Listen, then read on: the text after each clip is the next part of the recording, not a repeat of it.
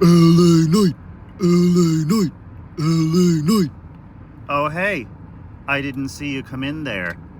I was just practicing my Darius Truxton impression.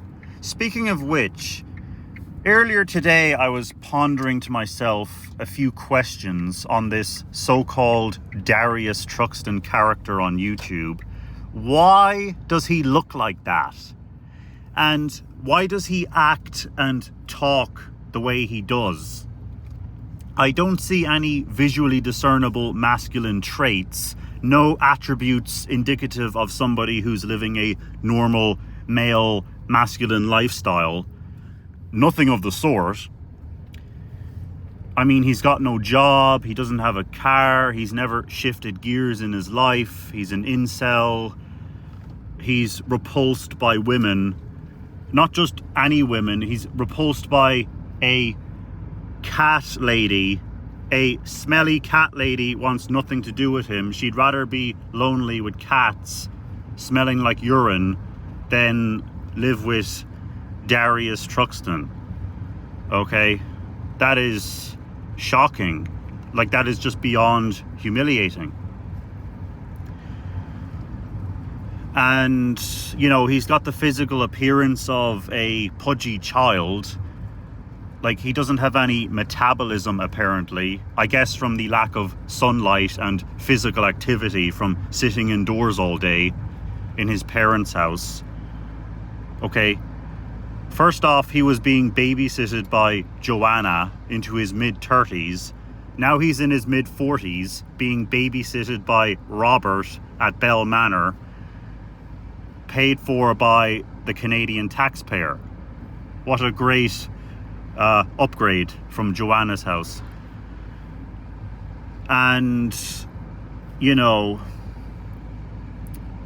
I'm like looking at this guy thinking like, what the hell is wrong with this guy? And then I started to think through the lens of men in my own country. Now, my country, I would say, was the most advanced civilization in the Western world up until recently. I mean, divorce wasn't even legal here until 1995. And then abortion, we held out on abortion until, I think, 2016. So we held out on our Christian values like any advanced civilization does for much longer than the United States or the UK, our neighbours across the water. And I started to think, you know, what caused this decline in our society? And it dawned on me. It all started in the 1960s when television became popular here. And then these Irish men started to tune in to English television, watching English football, salivating over these male athletes. Okay? The modern Irish male, most of them, not me, most of them are obsessed with English football. They talk about football like they're playing it or something, because they talk about Liverpool versus Cheltenham like it's we, us, them. Meanwhile, they're sitting in Ireland fucking, I don't know, mopping floors in fucking Walmart or whatever the hell the Irish equivalent of that is. And, you know, they all have the same haircut. They copy the English people with their fade. They think it's cool. They all have the same sort of facial hair, that like trimmed beard. They're all copying each other, driving the same cars, everything, same clothes. And obviously what's going on is they're emulating popular culture. Because when they watch television and they're sitting there with their giant beer bellies salivating in front of English football on TV, they're externalizing their masculinity onto these athletes, okay? Instead of them having their own masculinity, they don't have to internalize their own masculinity. The celebrity on television does it for them. And so they become pussies. They become feminine. Okay? They cry about racism. No Irish person would ever use the word racism, okay, until this generation of losers came along. And I see the exact same thing with this Darius Truxton, okay? But instead, it's not English television, it's American television, it's MTV, it's wigger trash, rap music, weed smoking, MTV crap with his Eminem haircut. He literally emulates what he sees on MTV. He has no character of his own. He has no personality of his own. He has no manhood of his own. So he emulates the men he sees on television. Ironically, he had no friends before doing that. And now that he is doing that, dressing up in these baggy clothes, looking like white trash, this welfare collector with his Eminem haircut, now that he does that, he still has no friends. He has to come on the internet and live stream to a bunch of incels like 1,000-Year Gems, some 40-year-old man baby crying because I make fun of people who live with their parents, telling me that he contributes to the household by doing chores like emptying the dishwasher, doesn't have a job or anything. Good for you. You did some adulting, some chores. You're a big boy now.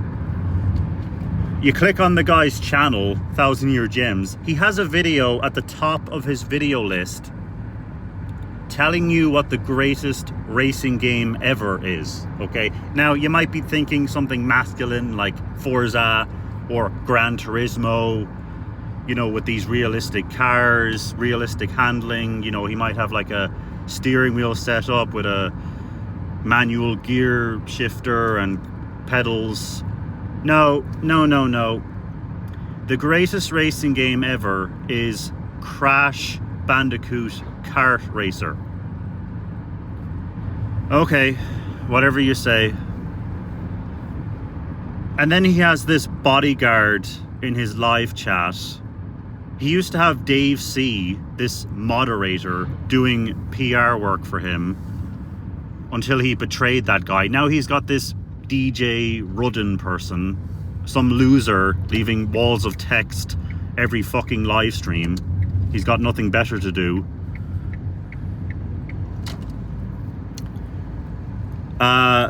Why do you need a moderator in your live chat when there's only 5 people in your live chat? Are you that lazy? Are you that paranoid that somebody might come along and leave a mean comment? Oh no! Block, report, flag, contact Team YouTube on Twitter. What a pussy. I don't block anybody on YouTube. I can say that with pride. I'm not offended by text on a screen. That doesn't bother me. Okay? This guy's doorman calls him, and he's the one apologizing to the doorman. I'm very sorry, Robert. I didn't mean to disturb you at all. How pathetic. And then there's a video of this guy getting knocked to the ground, absolutely humiliated, and instead of doing what any normal man would do, having a normal biological response, which would be to stand up and smash that person's face in, break their jaw, okay? If somebody made an ass of me like that, okay, I would take it to the extreme. They would die under suspicious circumstances, okay? Okay, I'm not, whatever, I'm not even going to go there, but that's how I would react. That's my reaction as a biological male. What is Darius's reaction to being humiliated. He crawls away yelling, Chill, guys, chill. Get this guy away from me. He lifted me off my ass. begging for mercy on camera. Like, that's embarrassing.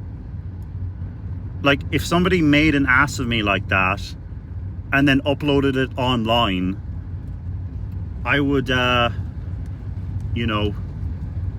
Fed post or whatever. Anyway, yeah, no wonder this guy has no leg hair. He doesn't have an ounce of masculinity. He's doing exactly what a woman would do over on Twitter, which is sit around all day, munching on Reese's Puffs, sharing his thoughts, his feelings, his emotions on Twitter like a woman does on the latest trendy news story. He's crying about authoritarianism in Venezuela. If you really cared about that in Venezuela, wouldn't you have been talking about that long ago? Why are you only talking about it now? Oh, because it's in the news cycle now, and your father figure, Donald Trump, did something to Venezuela, so now you're talking about it. You're an embarrassment. You're an NPC. You don't have a thinking brain of your own. Social media controls what you talk about. Owen Benjamin does your thinking for you. You can't formulate a thought without running it past Owen Benjamin. You're dumb. Crying about whatever the hell you're talking about. This dictator in Venezuela. Yeah, anyway.